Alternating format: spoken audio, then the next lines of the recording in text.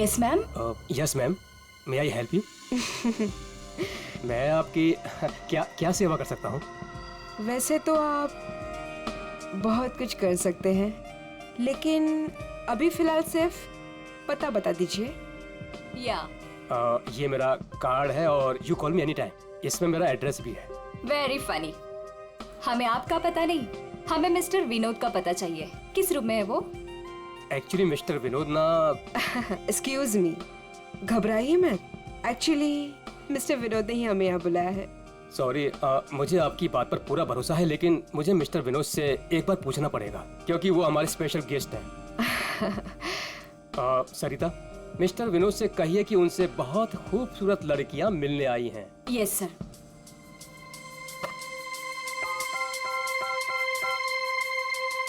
Mister Vinod, आपसे 2 लड़कियां मिलने आई है। ओके, जाइए आप, आपको मिस्टर विनोद ने बुलाया है। Room number 305।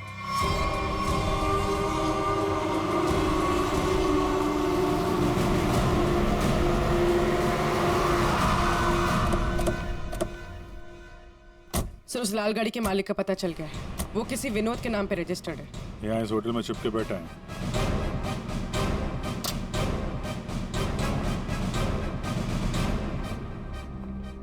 Yes sir. भाई साहब, आपके यहाँ कोई विनोद नाम का आदमी ठहरा है क्या?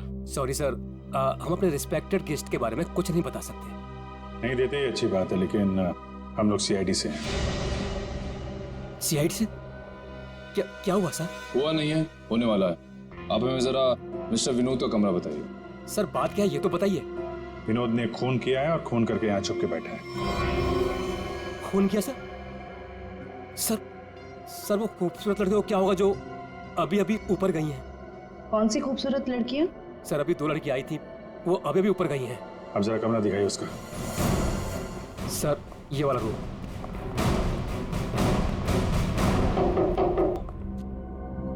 मिस्टर विनोद,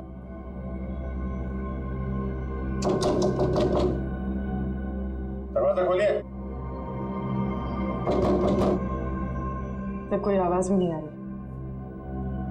आपके पास मास्टर की है? Yes sir.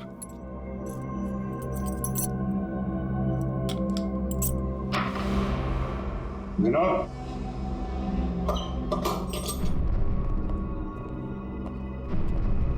विनोद, विनोद, विनोद।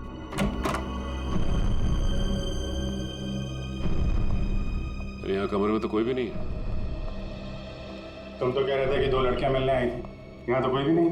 पता नहीं सर, हमने इसी कमरे में फोन करके पूछा था विनोद जी से, तभी लड़कियों को भेजा था यहाँ पर। फिर अचानक से गायब कहाँ से हो? ये तो कोई प्लानिंग लगती है। तुमने विनोद को होटल से बाहर जाते हुए देखा है? नहीं सर, मैं पूरे टाइम रिसेप्शन पर था और मैंने जाते हुए उन्हें नहीं देखा। अच्छी तरीके से चेक करो कमरे को, कोई ना कोई सुराग तो छोड़ा होगा उसने।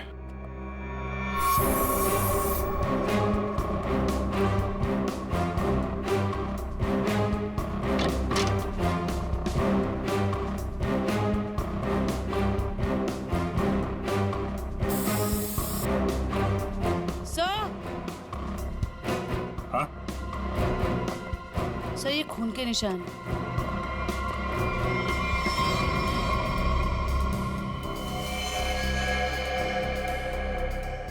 यहाँ पे कुछ हुआ है? सर, कहीं विनोद ने उन दोनों लड़कियों को मार के उनकी लाश को होटल में कहीं छुपा दिया हो और मौका देख के यहाँ से भाग गया हो।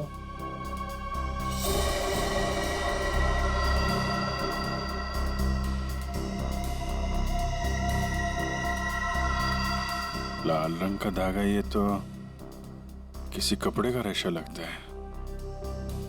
सर, कहीं ये किसी शर्ट या जैकेट का धागा तो नहीं? हो सकता है, जरा मैग्नीफाइंग ग्लास देना। सर,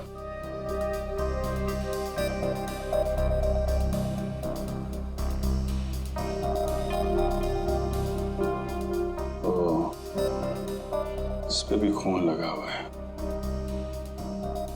तो धक्का मुक्की में जब यहाँ से निकला होगा तो ये कपड़े का रेशा यहाँ अटक गया। मैं सब एक बात बताओ, ये जो लड़कियां आई थी उनमें से किसी ने लाल रंग का कुछ पहना हुआ था क्या? हाँ सर, एक लड़की ने लाल रंग का ड्रेस पहन रखा था। फिर तो उस लड़की की ड्रेस का धागा ही है। और इन दोनों लड़कियों को रिसेप्शन पे तो किसी ने देखा नहीं जाते हुए। इसका मतलब हो सकता है ये होटल में ही हो दोनों। ठीक है, पूरा होटल छान मारा। पूर्वी, ये जो लॉबी में सीसीटीवी कैमरा लगा है ना, उसकी फुटेज चेक करो। अगर वो लोग होटल से बाहर गए होंगे, लॉबी से होकर ही जाएंगे।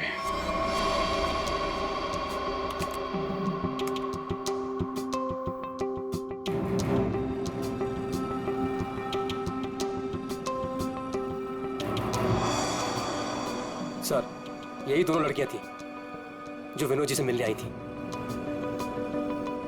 अब जरा आप कॉरिडोर की फुटेज दिखाइए। ये विनोद के कमरे में कब गई?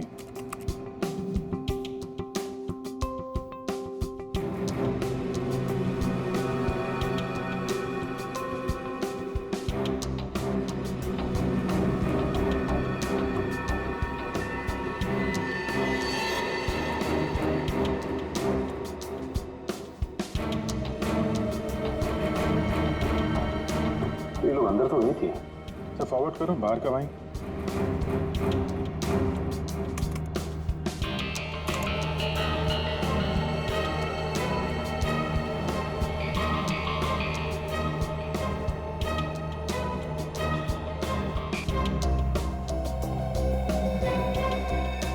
सर बाहर सिर्फ दोनों ही निकली। विनोद कहाँ गया? तो फॉरवर्ड करो।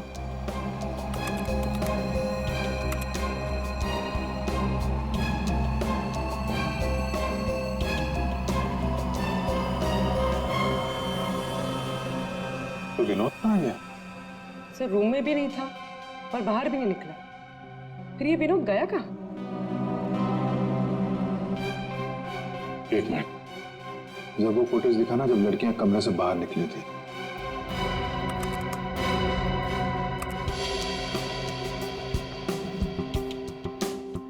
स्टॉप। सूटकेस देखा? अब जरा वो फुटेज दिखाना जब ये अंदर गई थी।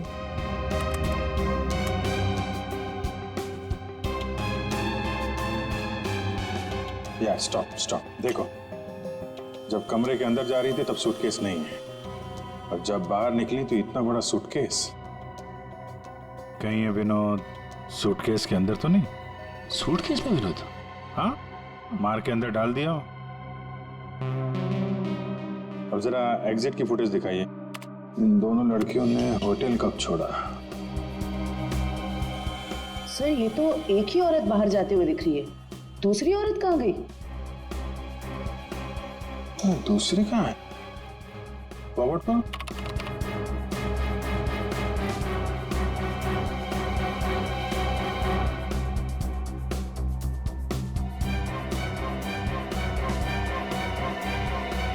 दूसरी वाली लड़की अभी भी होटल में है क्या? Nikhil, yes sir. जितने भी एग्जिट है ना होटल के सब बंद करवा दो।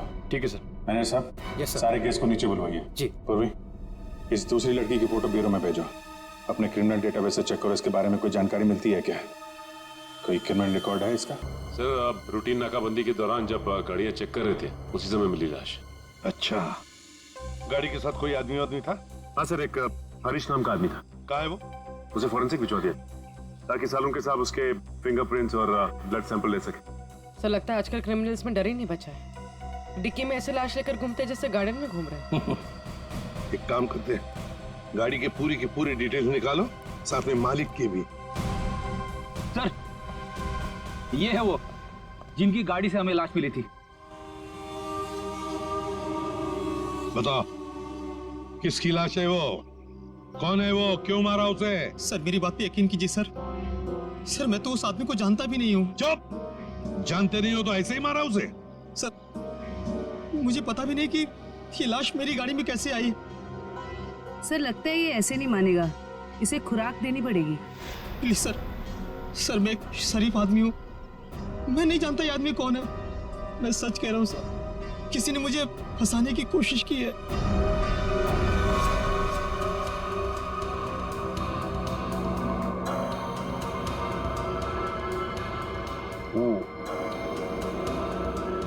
इसका बॉडी टेम्परेचर के हिसाब से तो तारिका इस आदमी की मौत 6 से 8 घंटे पहले हुई। 6 से? सर सर इसकी घड़ी भी लगभग, ये देखिए, लगभग 8 घंटे पहले ही बंद हुई है और टूट भी चुकी है। तो हाँ, इसका मतलब तो ये हुआ तारिका कि यह आदमी 8 घंटे पहले कहीं गिरा था या किसी ने इसे गिराया, और उसी दौरान इसकी सांसें भी बंद हो गई और इसकी घड़ी भी बंद हो गई। अच्छा, एक काम करते हैं, हरीश के कपड़ों का लिमोनॉल टेस्ट करते हैं, शायद कुछ ब्लड स्ट्रेन मिल जाए।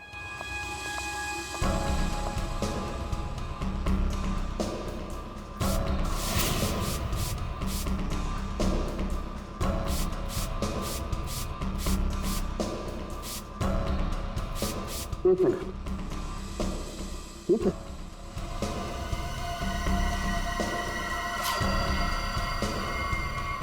Secret pocket. Secret pocket? अच्छा, चलो इसको टेस्ट करो।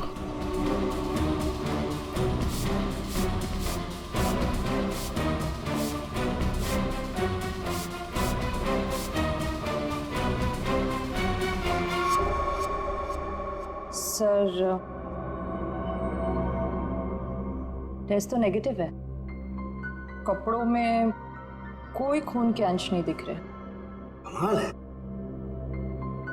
एक लाश को एक आदमी डिक्की में उठा करके रखता है और उसके कपड़ों पर कहीं भी कोई खून का धब्बा नहीं है। सर, हो सकता है उसने बीच में शायद अपने कपड़े बदल लिए हो। अरे हाँ, कपड़े बदल लिए होंगे, लेकिन लाश को उठा करके रखा है, उस लाश को जिसके सर पर चोट लगी है, तो सर से खून बहा होगा, न सिर्फ कपड़ों पर, उसके शरीर पे भी कहीं तो खून लगा होगा ना। खून का कोई धब्बा ही नहीं। एक बार फिर से चेक करते हैं, चक्कर क्या है।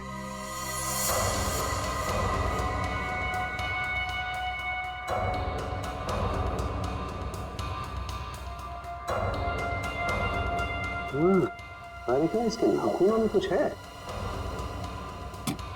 एक मिनट,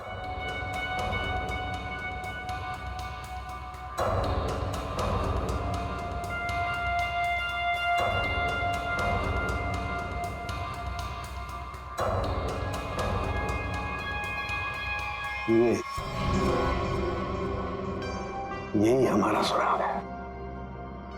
हाँ। अच्छा, इसकी और बाकी की चीजें चेक की थी कपड़े के अलावा? हाँ सर, बस जूतों में से थोड़ी मिट्टी मिली है। मिट्टी मिली है? हाँ, दिखाती हूँ।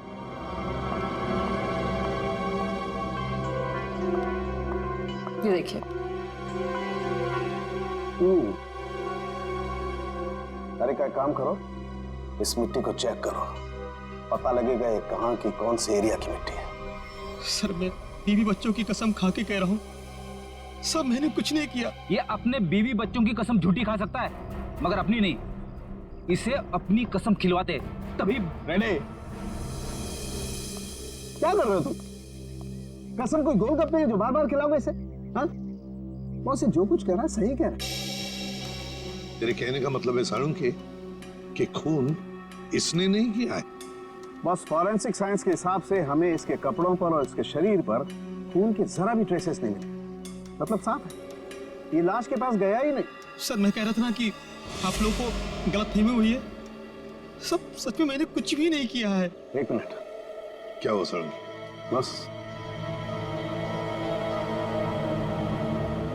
बस ये देखो, यहाँ पर से पेंट खुरचा गया है और यही पेंट मुझे लाश के नाखूनों में मिला है। तो इसका मतलब है ये आदमी गाड़ी के डिक्की में रखने से पहले जिंदा था, जान थी उसमें। डिक्की में रखने के बाद अपनी जान बचाने के लिए बाहर निकलने के लिए हाथ पैर झाड़े होंगे, तब वो खरोंचे आ गई। सर, मैं सच कह रहा हूँ, चाहे आप मुझे फांसी पर चढ़ाते, लेकिन मैं मरते दम तक यही कहता रहूंगा सर। सर, मैंने कुछ भी नहीं किया सर, कुछ नहीं किया सर। सचिन, ले जाओ इसे। सर। पूर्वी, मरने वाले आदमी के बारे में क्या पता चला? सर कुछ नहीं। उसकी जेब में से जो फोन मिल रहा उससे तो कुछ पता चला होगा। फोन बुक खाली है सर, कुछ भी नहीं है उसमें। सर उसके कॉल रिकॉर्ड की लिस्ट मंगवाई है। गुड, उससे पता चल जाएगा कि आदमी कहाँ कहाँ गया था, किस किस नंबर पर फोन किया था, सब कुछ पता चल जाएगा। सर जोतों में मिली मिट्टी की रिपोर्ट आ गई है। अच्छा, तो क्या कहती है रिपोर्ट?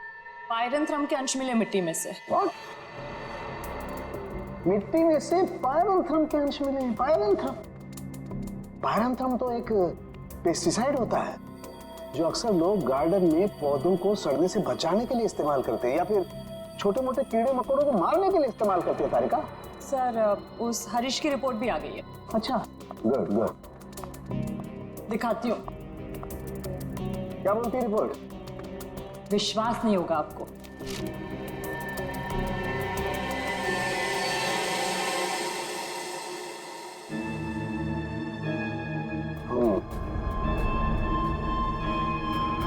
ये बात है। सर जीपीएस के रिकॉर्ड के हिसाब से मरने वाला आदमी पहले अंधेरी से बोरीवली, फिर बोरीवली से बैंड्रा गया था।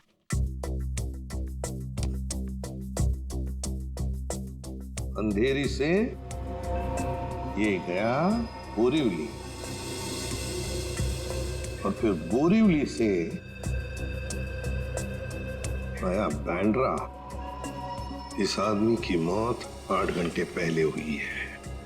8 घंटे पहले तो जीपीएस से पता चल सकता है कि मरने से पहले आखिरी बार वो कहां पर था। बस जरा ये रिपोर्ट देखो।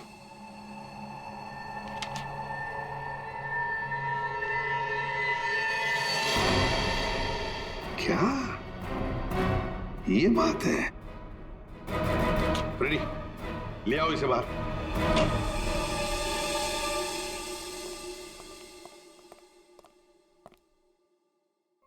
क्यों? खून के साथ साथ ड्रग्स का भी धंधा करते हो? ड्रग्स? हाँ, ड्रग्स। तुम्हारे कपड़ों में से अंश मिले हमें ड्रग्स के। सर मैं पैसों के लिए ड्रग्स सप्लाई करता हूँ, लेकिन मैं कातिल नहीं हूँ सर, मैं सच कह रहा हूँ। आज 8 घंटे पहले कहाँ थे तुम? सर 8 घंटे पहले मैं सेंटा क्रूज में था सर। वहां से मुझे दादर माल सप्लाई करना था, बस सर मैं दादर आया और वहीं पे गाड़ी पार्क की। तुम किसके लिए काम करते हो? उसका नाम नहीं पता सर। सर एक आदमी मुझे पैसे और माल देता था, बस मैं उस माल को डिलीवर करता था सर। सचिन, नारकोटिक्स डिपार्टमेंट को सारी इंफॉर्मेशन दे दो, इसने जो भी कहा है वो। बस मरने वाले के बारे में एक और खास जानकारी मिली है। वो क्या?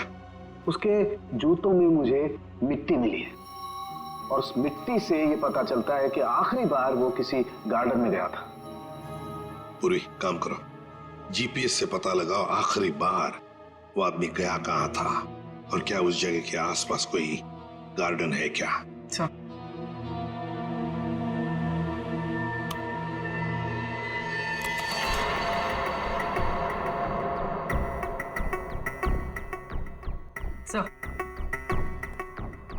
सर ये आदमी शहर के बाहर एक रेजिडेंशियल एरिया है, जगनवाड़ी। सर जीपीएस के हिसाब से ये वही जगह है जिसे हम ढूंढ रहे हैं।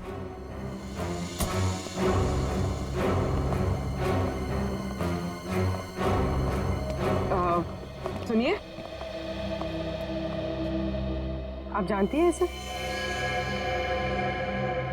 हाँ ये तो सुरेश है, हमारे पड़ोस में रहते हैं, वो रहा उसका घर। पर आप लोग कौन है? देखिए हम लोग सीआईडी से हैं। बात यह है कि हमें सुरेश की लाश मिली है, मौत हुई है उसकी। बड़ा अच्छा आदमी था, इतने बड़े घर में अकेले रहता था, बड़ा मेहनती था और अपना बिजनेस अच्छे से संभालता था। ऐसी कोई और बात आप बता सकते हैं जिससे हम उसके बारे में कुछ और जान सकें? हाँ, वो विदेश यात्रा के लिए निकल जाया करता था और महीने के 15-20 दिन गायब रहता था। चलो उसका घर चेक करते हैं।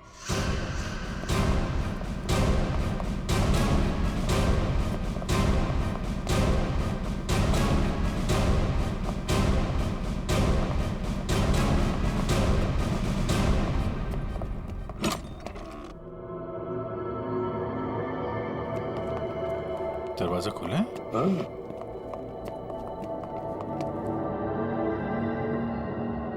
सामान तो पूरा बिखरा हुआ है। लगता है कुछ ढूंढने की कोशिश की गई है। सर शायद खून ही होगा जिसे सुरेश से कुछ चाहिए होगा। और सुरेश ने देने से इनकार कर दिया।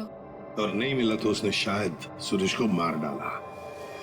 अच्छी तरह से घर की तलाशी लो, देखो कुछ मिलता है क्या।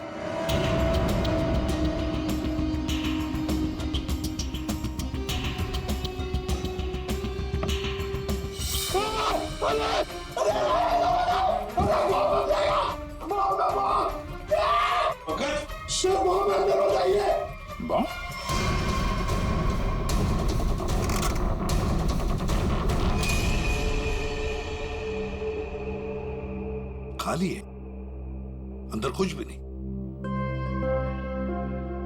लगता है खूनी सब कुछ लेकर गया है यहां से। तो फिर ये केस खून के साथ साथ लूट का भी हो गया सर। और ये लूट पिछले 8 घंटे में हुई है, सुरेश के मरने के बाद।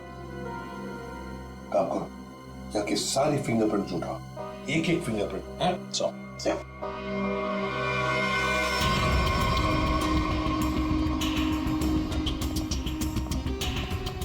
क्या आप बता सकती हैं पिछले 8 घंटों में घर में कोई आया था या घर से कोई बाहर गया था? मैंने किसी को आते जाते तो नहीं देखा। हाँ, एक लाल रंग की गाड़ी खड़ी देखी थी, वो पहले कभी नहीं दिखाई दी, पहली बार देखी थी। शायद उसी में खूनी आया होगा सर। उसका नंबर कुछ याद है आपको? कुछ देखा था? आगे के कुछ नंबर तो याद नहीं। हाँ, पीछे के कुछ नंबर याद है, 2 3 3 4 ऐसे कुछ था। 2 3 3 4। Thank you very much. आपको पता नहीं आपने कितनी बड़ी मदद की है हमारी। अभिजीत, लाल रंग की वैन जिसका नंबर है 2334, पता लगाना पड़ेगा और सारे कंट्रोल रूम्स में इसकी इंफॉर्मेशन भेजनी पड़ेगी। और ये कोई तरीका है? हम इज्जतदार लोग हैं, आप ऐसे हमें रोक नहीं सकते। आप लोगों को जो परेशानी हो रही है उसके लिए माफ कीजिए, लेकिन ये केस की जांच चल रही है, उसके लिए हम आशा करते हैं कि आप लोग कानून की मदद करेंगे। ये फोटो देखिए, इस औरत को पहचानती है? कहीं देखा है आप लोगों ने इस औरत को? कौन है ये औरत सर?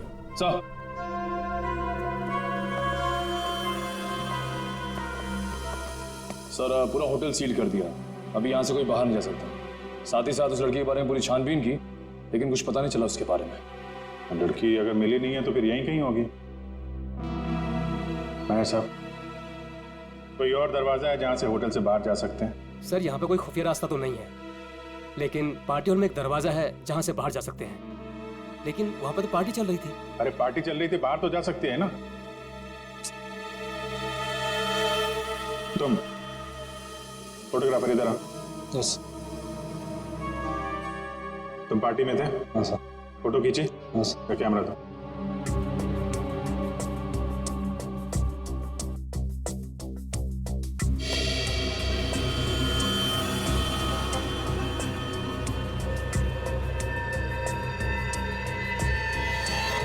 सर ये वैसे ही रेड ड्रेस है जैसे उन 2 औरतों में से एक ने पहना था। ये है वो औरत। ये किसी आदमी से बात कर रही है।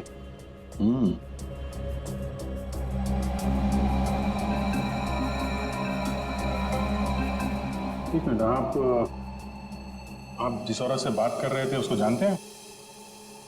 कौन सी औरत? ये औरत। मैं इसे नहीं जानता। कोई बात नहीं, हम लोग पता लगा लेंगे। पार्टी कहाँ चल रही थी? सर उस तरफ।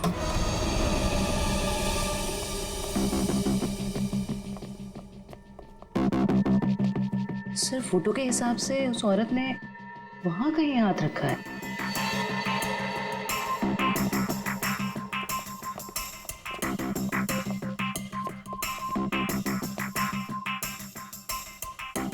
यहाँ पे प्रिंट तो दिखाई दे रहा है। यहाँ पे हाथ रखा, पास में दरवाजा है, यहीं से निकल गई होगी। उठाओ इस प्रिंट को।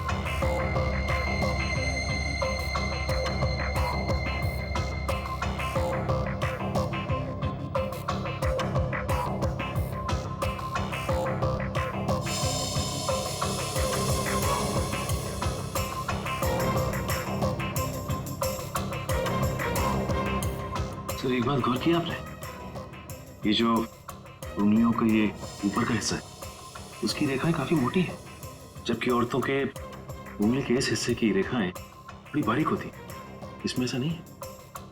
ये रेखाएं तो मोटी है, मतलब मर्द की रेखाएं।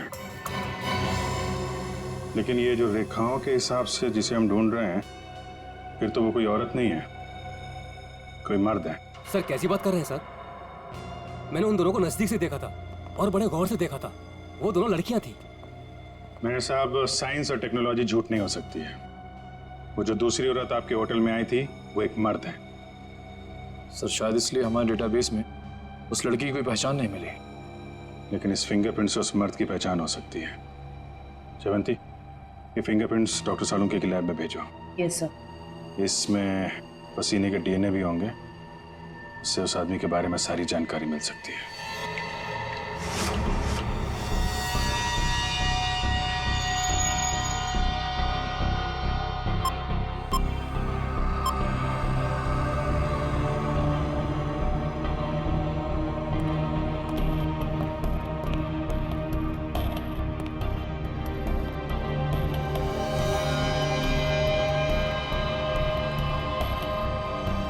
सर के पसीने से जो डीएनए का टेस्ट किया उसका क्या रिपोर्ट आया? बस पसीने से डीएनए तलाश कर रहे हैं, जूता चप्पल तलाश नहीं कर रहे। टाइम लगता है यार, लंबा प्रोसेस है। अच्छा, मतलब मुजरिम हमारे हाथ से निकल जाएगा, उसके बाद में तू रिपोर्ट देगा। अच्छा सर इसका मतलब हमें कुछ और एविडेंस की तलाश करनी होगी उस कातिल की पहचान के लिए। अच्छा, अब आप भी बोलने लगे। Very good. मतलब इससे पहले कि मैं कुछ बताऊं, आप लोग पहले ही अपने नतीजे पर पहुंचे। अब यार ऐसी उल्टी सीधी बातें करने में जो टाइम वेस्ट कर रहा है उससे बेटर है काम पे लग जाता तो कुछ हाथ लग जाता। यार सच कहूं ना तो कई बार तुम लोग, और खास करके तुम, मुझे बहुत हर्ट करते हो। मैंने दिल दुखाया? मैं क्या तेरी गर्लफ्रेंड हूं? हैं? नाटक बंद कर और साफ साफ बता क्या मिला। चल। इस पसीने में हमें कुछ ऐसा पदार्थ मिला है जिससे हम खूनी के काफी नजदीक तक पहुंच सकते हैं। क्या मिला? इसमें हमें हाइपरडोल नाम का एक पदार्थ मिला है जो अक्सर दवाइयां बनाने के काम में आता है। जो दवाइयों में इस्तेमाल होता है, मतलब जिसका भी पसीना है वो बीमार है, ये तो कोई भी बता सकता है। लेकिन कोई ये नहीं बता सकता है कि उस बीमारी का नाम है हाइपोक्रोनिया। हाइपोक्रोनिया ये एक जेनेटिक डिसऑर्डर है। इस बीमारी की वजह से इंसान कई बार अपना दिमागी संतुलन खो बैठता है, जिस वजह से उसका शरीर भी उसका साथ नहीं देता और वो इंसान इधर उधर यूं ही बिना जाने घूमने लगता है। लेकिन ये बीमारी हमारे देश में बहुत कम लोगों में पाई जाती है। It's a rare disease. Boss, बहुत कम ऐसे अस्पताल हैं जिसमें हाइपोक्रोनिया नामक बीमारी का इलाज होता है। अच्छा, हाइपोक्रोनिया। सचिन, ढूंढो सारे हॉस्पिटल्स जहां पर इस बीमारी का इलाज होता है और वहां से उनके पेशेंट्स की लिस्ट भी लेकर आओ। हमें जिसका इंतजार है वो उन्हीं लिस्ट में से कोई एक है, उन्हीं पेशेंट्स में से कोई एक। हेलो डॉक्टर साहब। Hello, yes. हम लोग सीआईडी से हैं। एक्चुअली हम लोग एक खून के केस की जांच कर रहे हैं और हमारा सस्पेक्ट आपका मरीज है। कौन है वो? ये तो आप बताइए। आप किसी ऐसे आदमी का इलाज कर रहे हैं जिसे हाइपोक्रोनिया नाम की बीमारी है?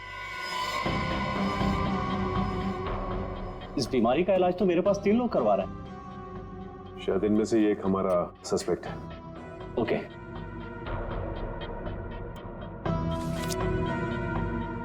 ये रही वो file. Thank you doctor.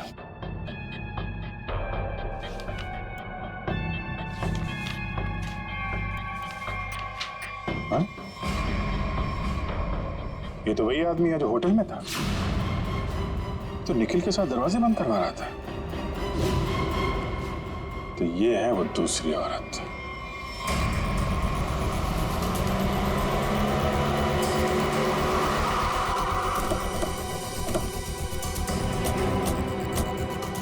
Excuse me manager साहब, वो वेटर कहाँ जो निखिल के साथ दरवाजा बंद करने गया था? क्यों सर, क्या हुआ? सवाल मत करो, जवाब दो, मेरे पास टाइम बहुत कम है। सर वो तो घर चला गया, उसकी शिफ्ट खत्म हो गई थी ना। वो वैसे रेस्ट रूम में रहता था, आज वो जल्दी चला गया, कुछ हड़बड़ी में था सर। मुझे मालूम है क्यों हड़बड़ी में था वो। वो रेस्ट रूम कहाँ है? सर होटल के पीछे। जयवंत, निखिल, जरा देखो रेस्ट रूम में जो मिलता है लेके आओ।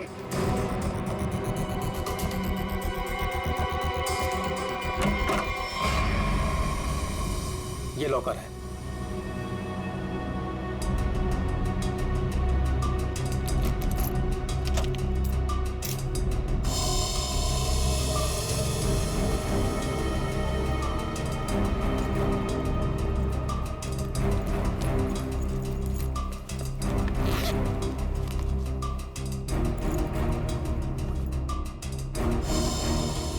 काफी चालाक है, फोन इसमें रख के गया ताकि हम उसे ट्रेस न कर सके।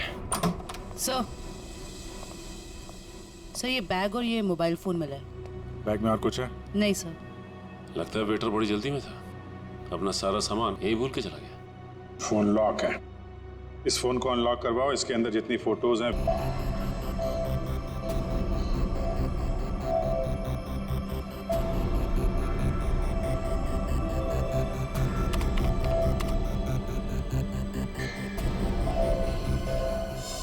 क्या बात है सारंगे, बड़ा खुश नजर आ रहा है तू। बस इंसान को हमेशा खुश रहना चाहिए, मुस्कुराते हुए रहना चाहिए। इससे क्या बीपी कंट्रोल में रहता है, चेहरे पर झुर्रियां जरा कम आती है। अच्छा हैंडसम, फोन से क्या पता चला, बता जल्दी। कोई फोटोज नहीं, कोई मैसेजेस नहीं, सिर्फ एक कॉल रिकॉर्डिंग मिली है इस फोन में से। Recorded call? तो फिर सुनते ना। हाँ सर, सुनाते। हाँ। अच्छा बस, ये हमें होटल में से जो वेटर का बैग मिला था, इस पे मुझे ये काई मिली, एल्गी, जिसे सीवीड कहते हैं, वो। सीवीड, समुद्री खाई। सर। हाँ। यस।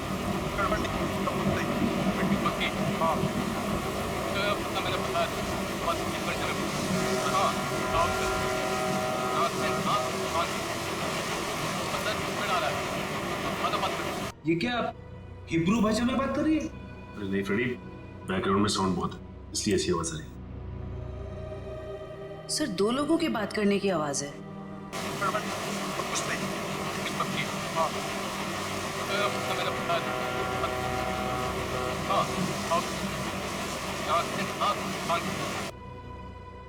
तारिका, जरा और क्लियर कर सकती हो क्या आवाज? हाँ सर।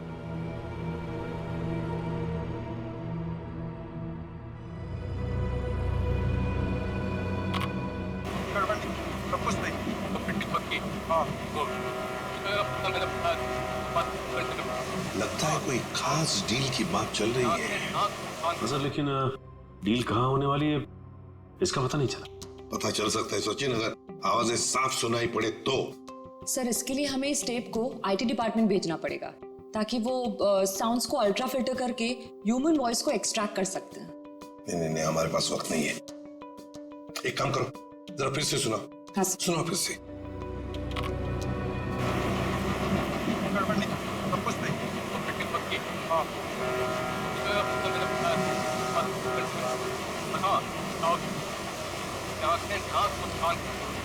सर ये तो किसी पानी के जहाज के सायरन की आवाज है। जयवंती, फॉग हॉर्न का आवाज है ये, फॉग हॉर्न। अक्सर जब फॉग होता है ना, कोहरा होता है, तब ये सायरन बजाया जाता है बाकी जहाजों को सतर्क करने के लिए। सर मतलब जहाँ ये कॉल रिकॉर्ड हुआ है वो जगह बंदरगाह के पास है? बिल्कुल, जल्दी से जल्दी ये जगह ढूंढनी चाहिए, पहुंचना चाहिए हमें, इससे पहले कि ये डील हो जाए। Let's go.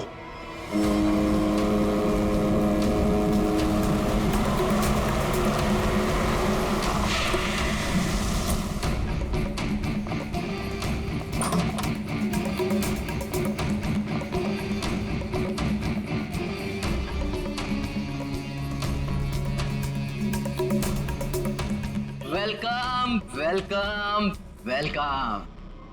कहाँ है तुम्हारा बॉस? बॉस यहाँ है। मिस्टर विनोद से कहिए कि उनसे बहुत खूबसूरत लड़कियां मिलने आई हैं। हाँ ठीक है, उन्हें मेरे रूम में भेज दो।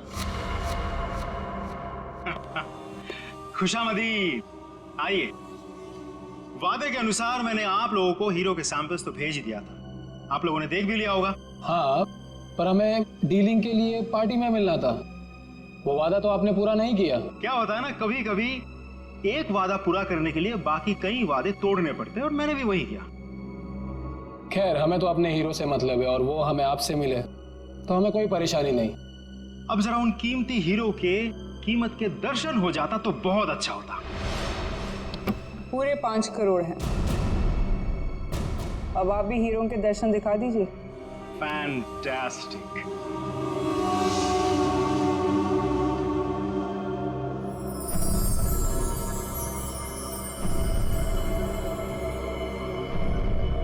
Thank you very much.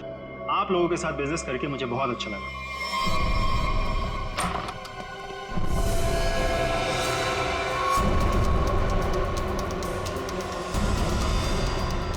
चलो फटाफट, जल्दी जल्दी चल ना, जल्दी चल।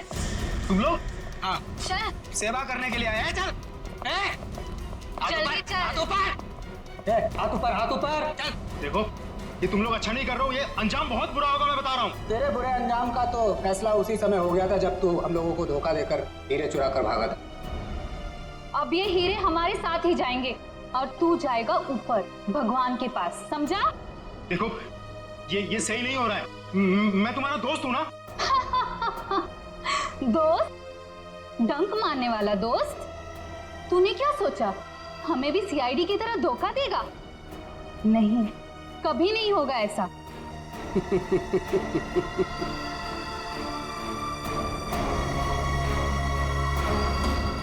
ए ला, बैग मुझे दे। धोखेबाज।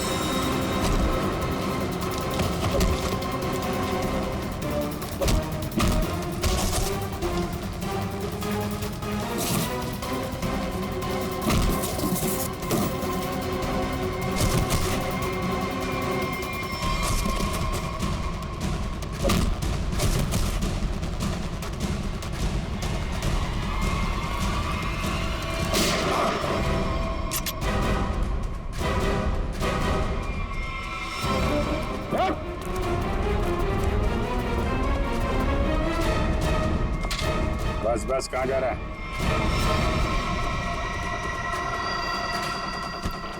बहुत होशियार समझता है।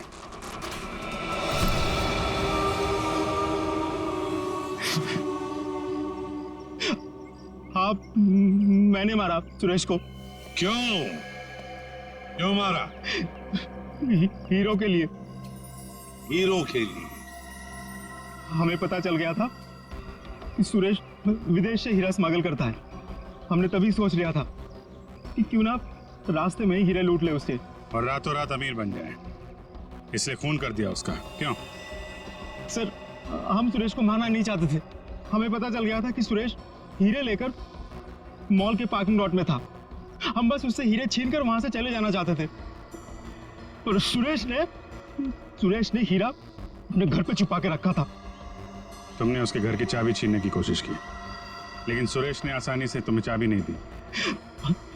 मजबूरन उसे मारना पड़ा सर। फिर सुरेश की लाश तुमने हरीश की गाड़ी की डिक्की में डाल दी। उस वक्त हरीश मॉल में गया था ड्रग्स का डील करने के लिए, है ना? और फिर हम सुरेश के घर पे चले गए, वहां से हीरे लिए और अलग अलग हो गए ताकि हम पे किसी को शक ना हो। पर दूसरों को धोखा देने वाले खुद धोखे में आ गए। वो हीरे नकली थे। क्यों? और असली धोखेबाज तो विनोद था, जिसने असली हीरे अपने पास रख के नकली हीरे हम लोगों को थमा दिए। तो तुमने सोचा कि विनोद के मार का बदला भी पूरा हो जाएगा और हीरे भी मिल जाएंगे, है ना? हमें पता चल गया कि ये हीरो का सौदा होटल में करने वाला है। पर विनोद को पता चल गया क्योंकि उसके पीछे सिर्फ तुम ही नहीं, हम भी पीछे पड़े थे। और इसीलिए मुझे अपना प्लान बदलना पड़ा। मैंने कुछ पैसों के लालच देकर वेटर को अपने साथ मिला लिया और अपने आप को होटल से गायब करने का सारा इंतजाम कर डाला। इन वेटर्स को औरत बनाकर, हैं? तुम में से एक ने इसे सूटकेस में बंद करके होटल से बाहर निकाल दिया।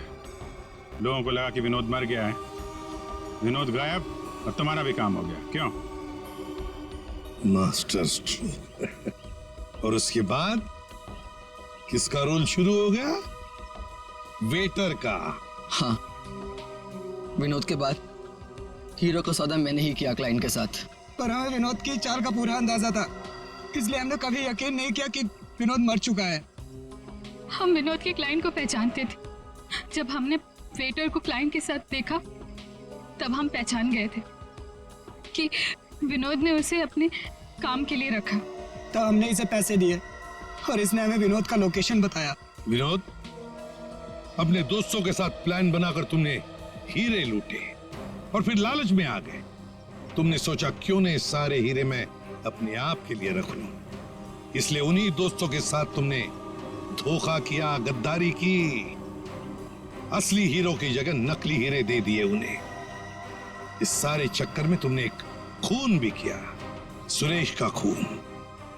कानून तो तुम्हें कड़ी से कड़ी सजा देगा, शायद फांसी होगी तुम्हें, फांसी।